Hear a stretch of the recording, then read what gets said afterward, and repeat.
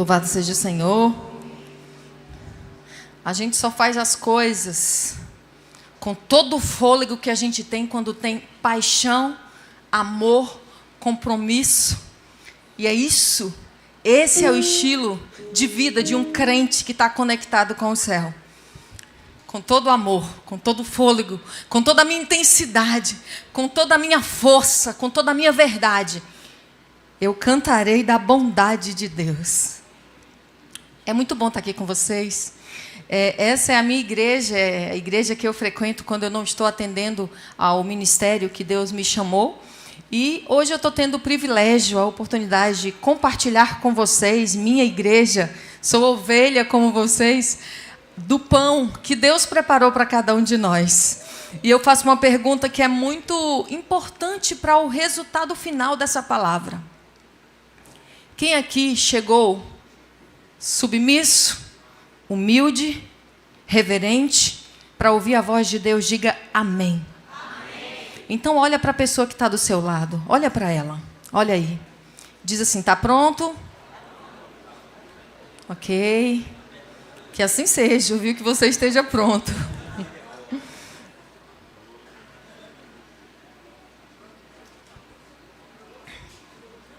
Quando eu subo aqui nesse púlpito, eu sinto uma sensação, uma reação, que praticamente ela não acontece em todos os lugares que eu vou. Eu não sei explicar. Me dá um pouco de... Talvez não um pouco. Talvez um pouco mais. De temor. Temor, essa é a palavra. Por quê? Porque eu congrego na mesma igreja que vocês. A minha família congrega aqui. E aí eu sei que a lida que eu vivencio é como a lida de meus irmãos, cada um dentro do seu contexto. Mas como eu me saio? Como Deus me olha diante das provas que a minha igreja e eu, junto nesse pacote, lida? Como Deus enxerga a mim? Então, quando eu estou ali, eu sempre digo, Senhor, não é fácil estar aqui, mas o Senhor é bom e a sua misericórdia dura para sempre. E eu trouxe um tema que Deus colocou na minha cabeça. Eu lembro que Flavinha me ligou, mandou mensagem, eu acho. Rose, o tema da mensagem. E eu tremi todinha. Primeiro porque aqui é uma das igrejas que eu acho que eu já mais preguei os sermões que eu já tinha preparado. E aí eu comecei a rabiscar lá atrás, em todos os esboços de sermões que eu tinha preparado. E eu disse, não, eu já preguei esse. Meu Deus, eu já preguei esse também, já preguei esse. Porque como a gente viaja muito, a gente já tem várias mensagens prontas e na lida diária é mais prático usar essa mensagem para um grupo que nunca escutou. Mas aqui hoje... Deus fez algo diferente. Quando a Flavinha perguntou, eu disse, Flavinha, segura as pontas que eu vou te dar a resposta. Eu vou dar a resposta. E aí, acho que, não sei se foi no mesmo dia, não lembro. Nem estou vendo a Flavinha aqui, eu sei que eu tinha visto. Eu não lembro se foi no mesmo dia, mas aí veio um nome na minha cabeça. Eu disse, Deus, é isso mesmo? E aí, está aí, você está vendo na tela? Desregulação espiritual. Alguém já tinha visto uma mensagem com esse nome? Nem eu. Eu acho que foi coisa nova de Deus para mim. E eu digo, obrigada, Senhor. Porque o Senhor foi me mostrando o que pode entrar aí nesse tema, o que vai ser importante, o que vai ser impactante, necessário e urgente para a igreja de hoje. A igreja de Boa Viagem. Então, deixa eu te dizer uma coisa. Esquece qualquer coisa que possa interromper o teu contato, a tua sintonia, a tua frequência com o que Deus quer falar com você nessa manhã. Como eu estou falando de desregulação espiritual, para que você entenda um pouco dos prejuízos que isso pode trazer na sua vida, eu vou primeiro falar de um conceito que está dentro da área de saúde mental, que é a desregulação emocional. Quando eu falo sobre desregulação emocional, a gente imagina e conclui que o mundo está vivendo um contexto, tempos de grandes batalhas silenciosas. Emoção não tem voz, som, timbre, entende? Ela tem eco, mas só dentro de mim. Só em cima daquilo que eu vivencio, daquilo que eu sinto.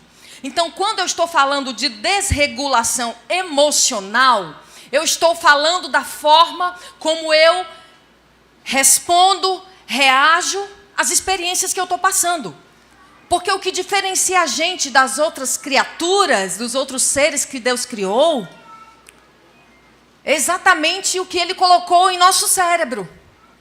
As emoções, que dá sentido às experiências. Por exemplo, se eu estou fazendo aniversário, e estou completando hoje 15 anos, e eu não tenho emoção, eu não vou ficar feliz, porque a alegria é uma emoção. Mas, geralmente, as experiências internas, que é o nosso mundo interior, que são todas as coisas que fazem um pacote de cognição, de sentimento, de decisão, de reação, de conclusão, de julgamento. A gente vive conflitos apavorantes dentro de nós e às vezes ninguém sabe, nem a pessoa mais próxima. Às vezes a gente não consegue falar sobre isso nem mesmo com Deus. A gente tem dificuldade em olhar, em enxergar, identificar, validar as nossas emoções. E quando você passa por isso, você está vivendo a desregulação emocional. E aí, desregular-se diante de uma emoção pode surgir a partir de pensamentos que são totalmente disfuncionais, destrutivos. E isso nos leva a comportamentos imaturos, inapropriados. Então, quando você é muito desenfreado diante das coisas que você vivencia, quando você se precipita muito e é imprudente, quando você sofre de repente mudanças bruscas do nada de emoção, sabe? Aquela pessoa que oscila entre a alegria e a raiva e o medo e a tristeza, tudo num dia só. Isso entra dentro da desregulação emocional. São reações desproporcionais. Por exemplo, olha para cá, Psiu. Como você lida com o medo? É proporcional? É realista? Você consegue manter-se em equilíbrio diante do medo? Como você lida com a sua raiva? Você nem percebe que ela está aí te direcionando e você sai atropelando todo mundo? Como você lida com as suas emoções? Tem muita impulsividade, aí você age sem pensar? Você fica fora de controle? Você tem dificuldade de reconhecer as suas próprias emoções? Às vezes a pessoa está diferente, assim, dentro de casa. A gente olha, meu Deus do céu, o que essa pessoa tem? Eu não sei. E às vezes a gente até pergunta, né? Está acontecendo alguma coisa? Não está acontecendo nada. O que é isso? Desregulação emocional. Está só o caco.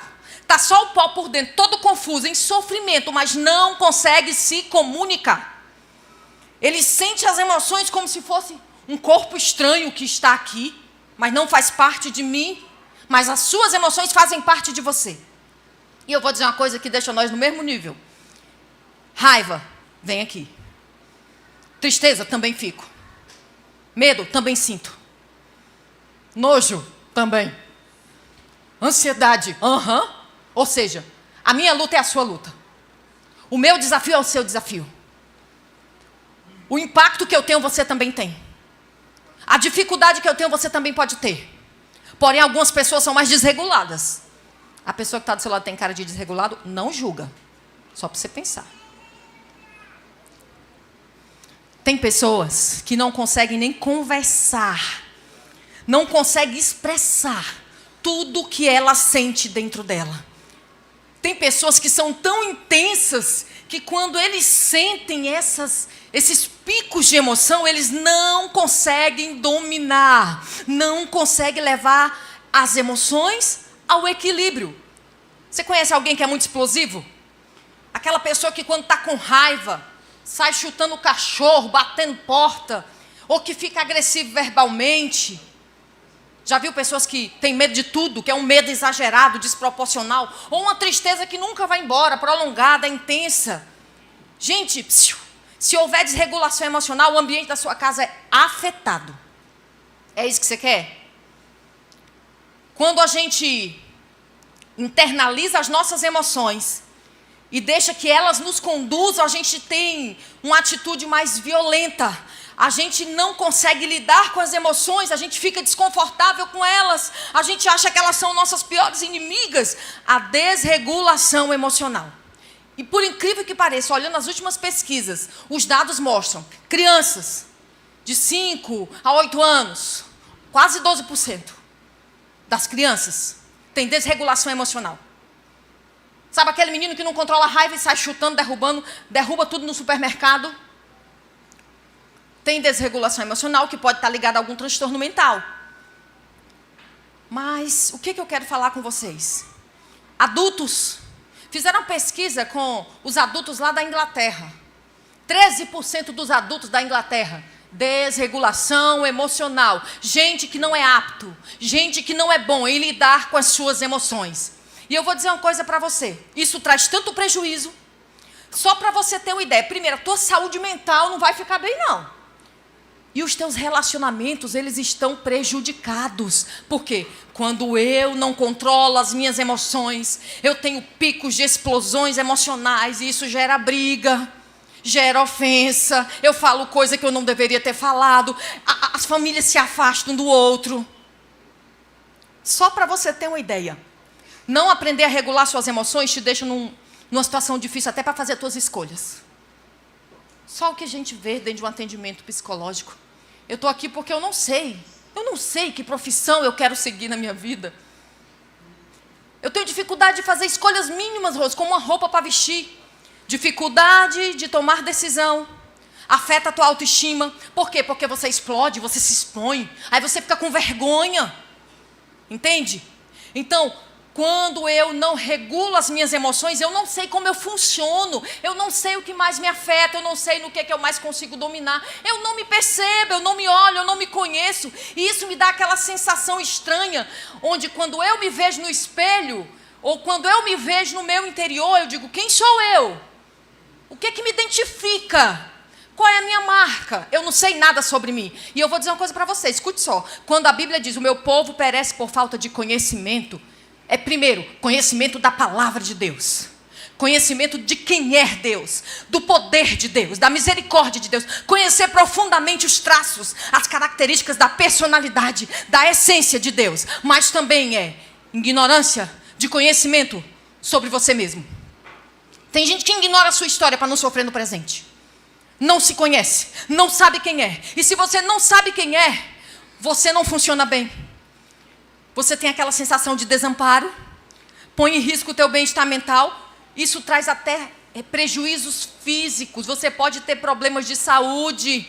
Sabe aquela pessoa que vive com dor de cabeça, que vive com tensão muscular, que vive com dor no corpo todo?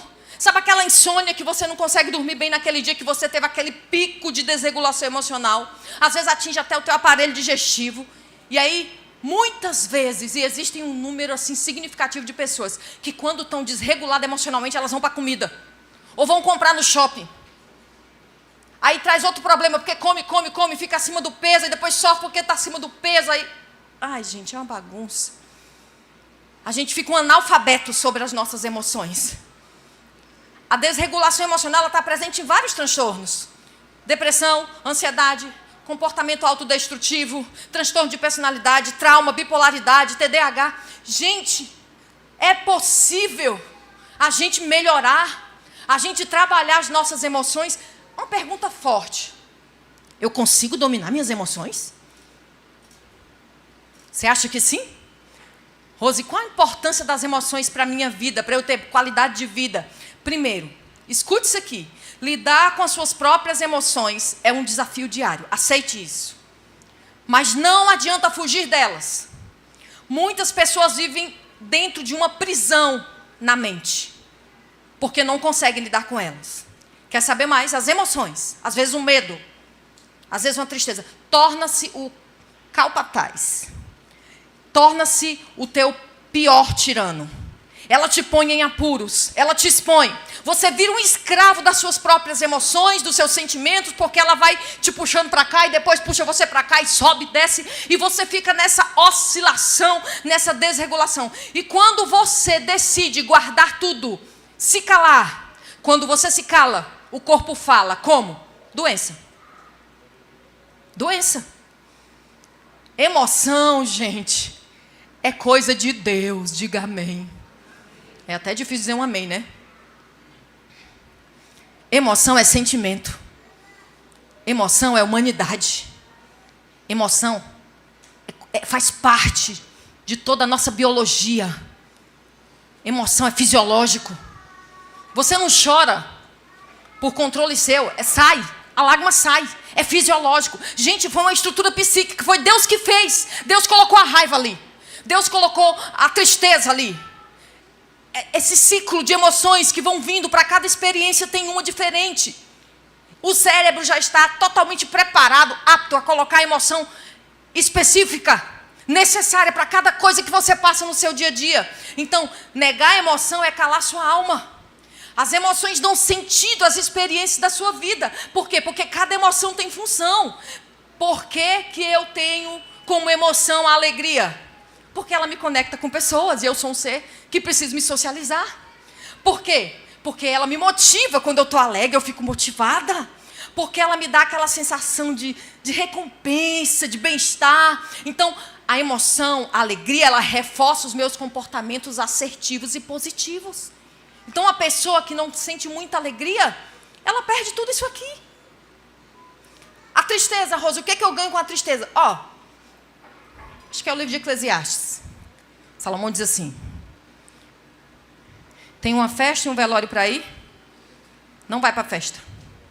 Vai para o velório. Estranho. Por quê? A tristeza, ela me deixa mais introspectiva, mas me deixa mais conectada comigo mesma, com o que eu ando fazendo, com o que eu ando pensando, com o que eu ando sentindo. A tristeza, ela sinaliza as perdas que eu supero, ou que eu estou diante delas. A tristeza reorganiza a minha parte interna, para que eu busque apoio, para que eu faça mudanças. Ela ajuda quando eu entro em processo de luto. Ela me ajuda na hora da frustração e me dá aprendizado. Eu cresço na tristeza. Lembra Paulo falando? Porque tribulação não deixa ninguém feliz, não, irmão. Tribulação deixa a gente abatido. E Paulo já falou. Quando a gente passa por tribulação, a gente cresce. Assim se dá com o medo, gente. O medo nos protege contra os perigos. O medo é uma emoção que garante a nossa sobrevivência. Porque a gente vai se proteger. A gente vai ter limites. E a raiva, que é um problema de muitos, não aqui. Aqui ninguém tem problema com a raiva, amém?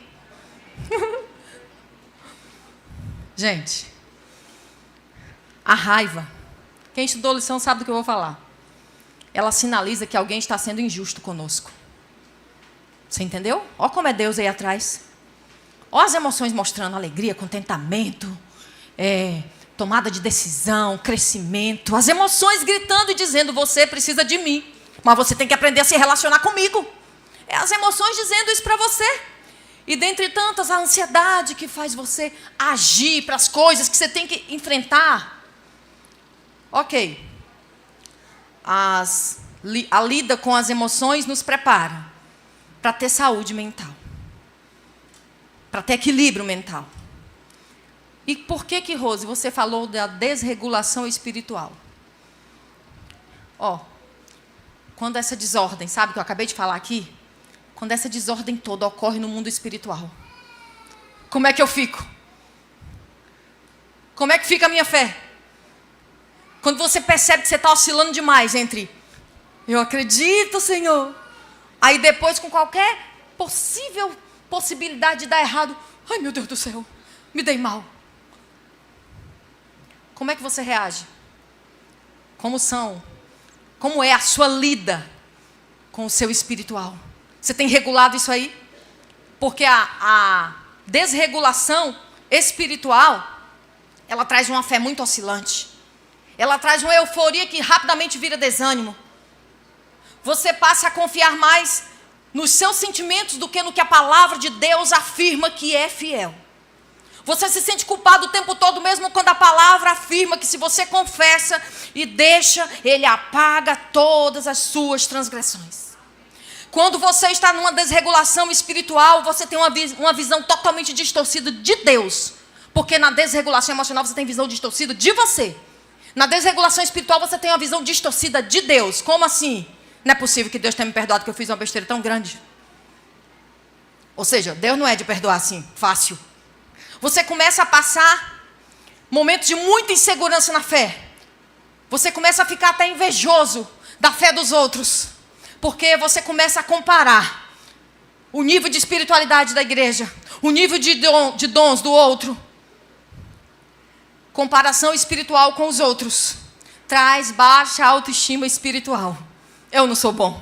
Eu não mereço estar dentro dessa igreja. Eu não mereço subir ali para fazer um trabalho para Deus. Uma fé vulnerável, um coração dividido entre o mundo e a luz. A afetividade espiritual que precisa ocorrer entre nós e o nosso Deus. Do mesmo jeito da afetividade que você tem que ter nos seus relacionamentos, você precisa ter uma relação profunda, uma relação saudável, constante, frequente, fiel, intensa com Deus. Quando nós estamos desregulados espiritualmente, a gente começa a se tornar hipócrita, fingir as coisas. Fingir postura, que quando a gente está sozinho a gente não toma. A gente fica mentiroso, enganoso. E a gente é tão infeliz e vira uma bagunça na nossa alma. A nossa fé corre risco. A gente passa por uma crise de identidade espiritual profunda. Meu Deus, quem é que eu sou? Porque na igreja eu consigo cantar. Na igreja eu consigo sentir tua presença. Mas quando eu vou para o meu trabalho, quando eu saio de casa, eu sou outra pessoa.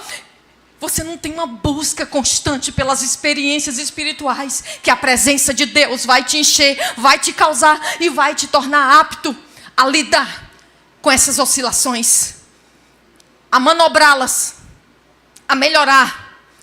A gente fica confuso, a gente fica frágil diante das lutas da vida quando a nossa fé não é profunda, quando o nosso relacionamento com Deus não é intenso. E isso impede que a gente tenha uma vida satisfatória dentro da fé. Agora eu vou falar para você uma coisa, olha para cá. Como está a sua saúde emocional? Como está a sua saúde espiritual? Quando fala de saúde espiritual, eu lembro de um homem. Abre a Bíblia aí, Lucas 5. Nós vamos ler os versos do 1 ao 15. Quem achou, diga amém. Já podemos ler? Lucas 5, versos 1 ao 15. Estou ouvindo aí no barulhinho de página virando.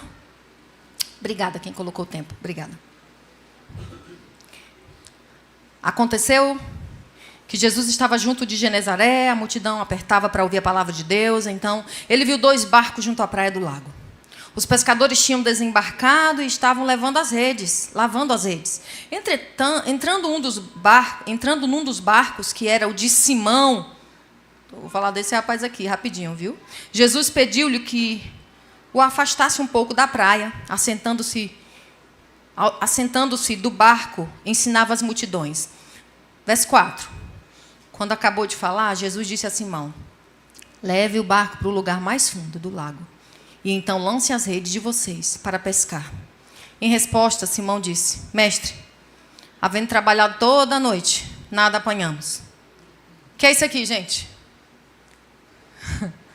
Está desregulado. Ele está desregulado. Porque quem mandou ele jogar, não tinha nada nesse mundo, e ele disse: haja luz, e a luz apareceu. Está desregulado, está descrente.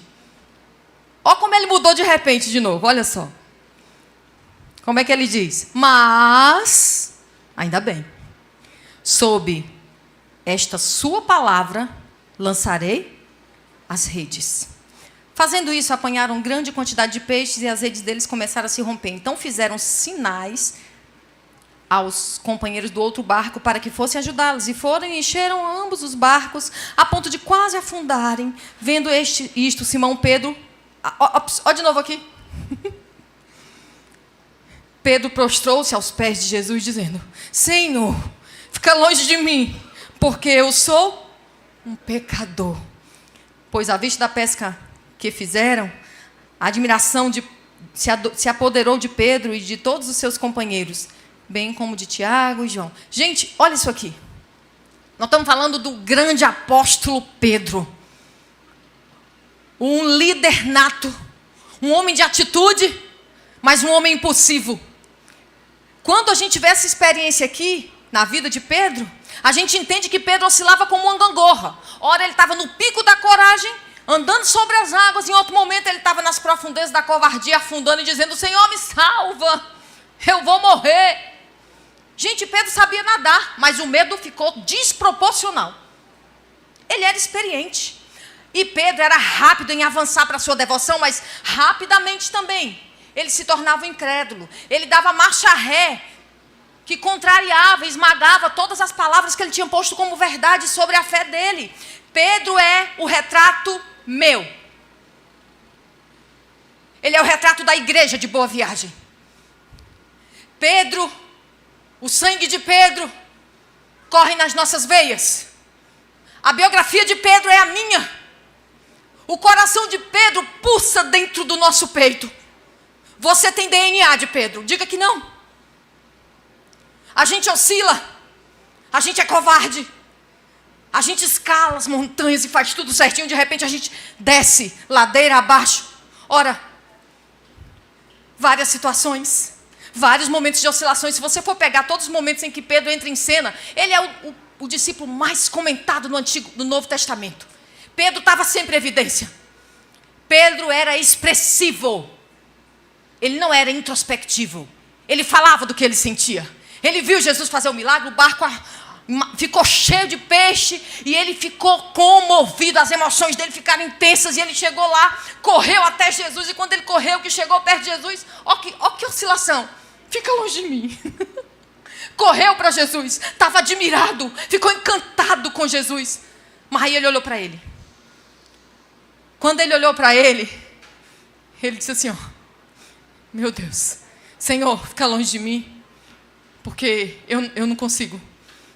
Eu não consigo estar diante da tua presença. Quando eu olho para a pessoa que eu sou, para as coisas que eu faço, para os meus excessos, eu sou um fracasso. Eu sou uma vergonha. Eu faço tudo errado. Eu até tenho vontade de acertar, mas eu erro. Eu não consigo lidar com isso aqui. Eu não consigo lidar com a minha fé. Eu não sou persistente. Eu sou covarde. Mas em outros momentos ele dizia assim: Senhor, você sabia que por você eu daria a minha vida? Jesus olha assim: é sério, Jesus, eu morreria por ti. Mas na hora da cruz, Pedro não estava lá. Pedro correu, oscilou na fé. Em outro momento, estava todo mundo deixando Jesus. E aí Jesus dizia: e aí, vão me deixar também? Todo mundo calou. Aí Pedro, impulsivo, ganhou a vez da fala e disse assim: para onde é que eu vou? Se eu sair de perto de você, eu vou para onde? Não tem vida em nenhum lugar que não seja na tua presença. Em outro momento, Pedro corta a orelha do soldado. A raiva e o medo estavam ali. Você detecta essas emoções ali? Raiva porque iam prender Jesus. Raiva porque Jesus já tinha avisado para Pedro: eu vim para salvar, eu vim para servir, eu vim para a cruz, eu vim para morrer, eu vim para redimir, eu vim para tomar o lugar de vocês. Vocês eram servos do pecado, agora eu vou ser servo de vocês. Bota aqui a bacia, bota tudo. Eu vou lavar o pé de todo mundo. E saiu lavando. Quando chegou na vez de Pedro, Pedro estava lá sentado, que Jesus veio. Ele: não, o meu não, Jesus. Isso aqui é coisa para escravo, para servo. Não vai lavar meu pé, não vou deixar. Não quero te humilhar. Jesus disse assim: Pedro, se eu não lavar, tu tá fora. Aí Pedro: lava aqui, Jesus. Lava aqui também. Não, lava tudo. Desregulação. E outra vez, quando Jesus afirmou que ia para a cruz, Pedro disse assim: vem cá, Senhor, vem cá. Para de falar essas coisas. Que para a cruz que nada. Pedro declarou que Jesus era o Filho de Deus quando ele perguntou: quem estão dizendo que eu sou? Todo mundo calado. Alguns até disseram: não, estão dizendo que tu é um profeta, tu é Elias, tu é não sei quem. Pedro disse assim: olha para cá. Atitude. Pedro tinha atitude. Tu és o Filho do Deus vivo. Mas a gente sabe que o Filho do Deus vivo teria que ser crucificado. E Pedro esqueceu disso, porque ele era impulsivo, ele era imprudente, ele vacilava na fé. E eu quero terminar essa palavra dizendo uma coisa para você. Ei, Jesus resgatou Pedro. Teve um último encontro onde Pedro ganhou de volta o seu ministério, porque Pedro estava longe. Pedro passou vergonha. Pedro se isolou, ficou trancado, não queria sair, não queria ver a cara de ninguém. E resolveu voltar para a vida que ele tinha antes e disse: eu vou pescar. Ei, psiu, foi para lá, não pescou nada, mas levou um monte de gente com ele, tudinho. Vou também. Olha a influência de um líder. Cuidado, se Deus te colocou na liderança, cuidado, você influencia para coisas boas ou para coisas ruins. Pedro estava lá e foi todo mundo com ele, mesmo ele tendo caído, mesmo ele estando fraco na fé, mesmo ele estando apostatado. Foram com ele. E Jesus fez aquele encontro, preparou todo o cenário, chamou Pedro e perguntou 3 vezes: gosta de mim? Te amo. Beleza. Pedro, vem cá, deixa eu perguntar de novo aqui. Gosta de mim? Não, eu te amo. 3ª vez. Pedro, você me ama? Não, Senhor, eu só gosto de você. O que Pedro estava dizendo? Eu não amo como eu deveria amar, porque eu fugi. E eu não tive coragem de me arriscar quando o Senhor precisou de mim. Aí Pedro recebeu de Jesus. Jesus toma a rede de pesca e diz: você não é pescador de peixe, eu já te disse. Você é pescador de homens. Você é pastor. Pegue o cajado, vá dirigir as suas ovelhas. Pedro devia estar envergonhado, choroso, cabeça baixa. Jesus disse: não, você não está entendendo. Você desistiu de mim, você me traiu, você me negou, você fugiu, me deixou sozinho, mas eu nunca vou desistir de você. Igreja, escuta, Deus quer que você aprenda com o Filho dele a não desistir das pessoas que você ama. Jesus olhou para Pedro, frágil, oscilante, não frequente, fracassado, e disse assim: um dia você vai ser levado, vai virar uma criança na mão dos homens, e você vai para um lugar onde dessa vez você não quis ir, por causa do seu medo. Jesus avisou para Pedro que ele ia morrer pelo Evangelho. Pedro teve medo? Não. Pedro teve que passar o resto dos seus dias como?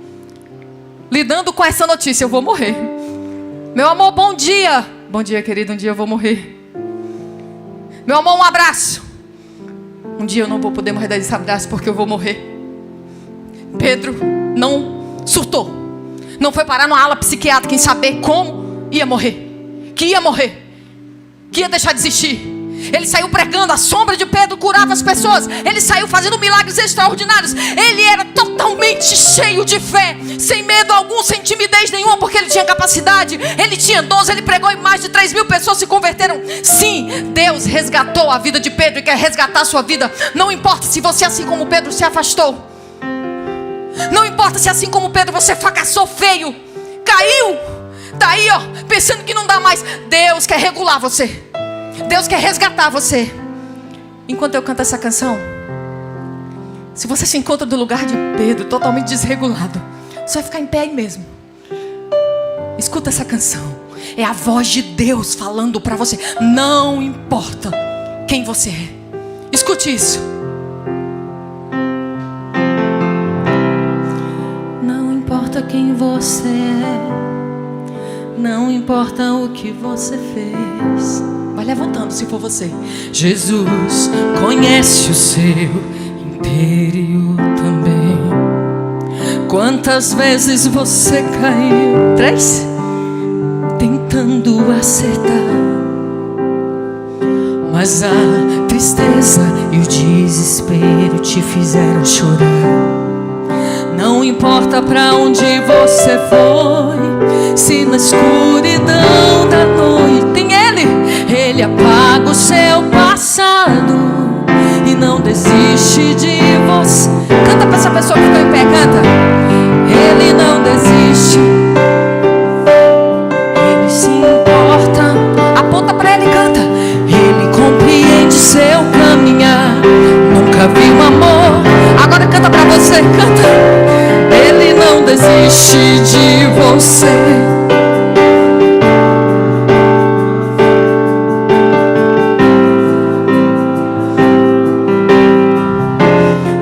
Quando eu escuto a letra dessa música e tento colocá-la pra mim, eu não me contento. Com tanta graça, com tanta gentileza, com tanta misericórdia. Fecha seus olhos, igreja. Oh Jesus, não sou melhor que Pedro. Não sou. Ninguém aqui é, Jesus. Mas olha, Senhor, estás vendo que cada um de nós põe teu olhar agora sobre essa pessoa que já pensou em desistir. Essa pessoa que já desistiu de abrir a Bíblia, já desistiu de ser fiel, já desistiu de te olhar, de conversar contigo. Agarra ela agora, Senhor, com as cordas do teu amor. Regula, muda, faz milagre, faz a obra interna. Silencia e traz calmaria às nossas emoções e nos ensina a lidar com elas. Mas principalmente, nos ensina a lidar com a nossa desregulação espiritual, em nome de Jesus. Amém. Deus abençoe a igreja.